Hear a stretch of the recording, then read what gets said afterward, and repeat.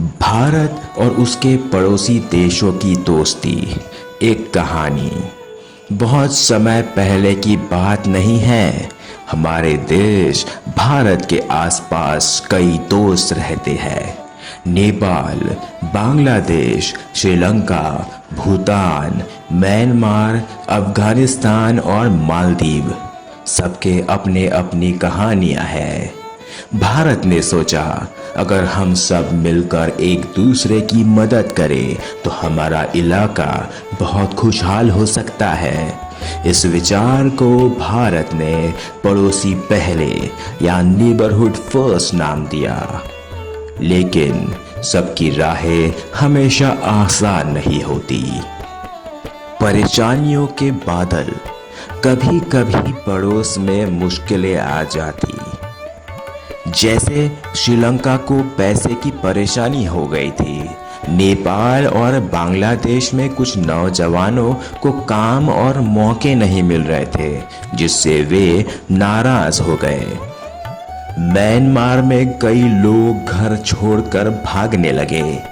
कुछ देशों पर बहुत कर्ज था, जिससे उनकी हालत और बिगड़ गई। इन मुश्किलों से दोस्ती के रिश्ते भी डगमगाने लगे।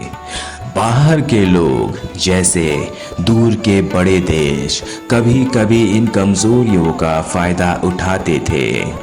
भारत की चिंता।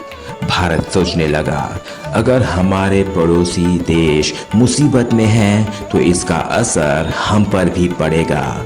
कहीं आतंकवादी या अपराधी सीमा पार से आ सकते हैं। व्यापार और सड़कें बंद हो सकती है।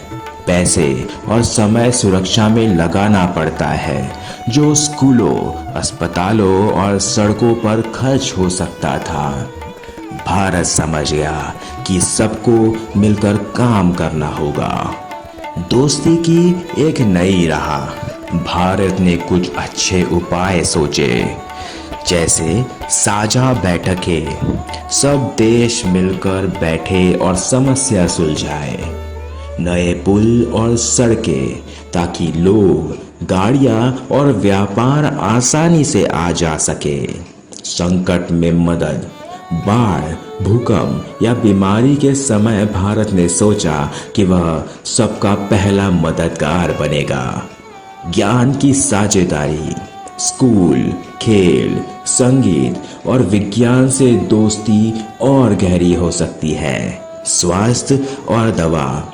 भारत ने तय किया कि वह दवाइयाँ, वैक्सीन और डॉक्टरों की ट्रेनिंग में मदद करेगा।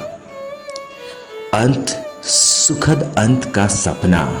भारत ने कहा, हम सब पड़ोसी हैं। असली ताकत यह नहीं कि कौन बड़ा है, बल्कि यह है कि कौन दोस्ती निभा सकता है। अगर हम सब मिलकर साथ रहे तो हर देश में खुशियाँ और शांति होगी। और इस तरह भारत और उसके पड़ोसी देशों ने एक नई कहानी लिखने का संकल्प किया।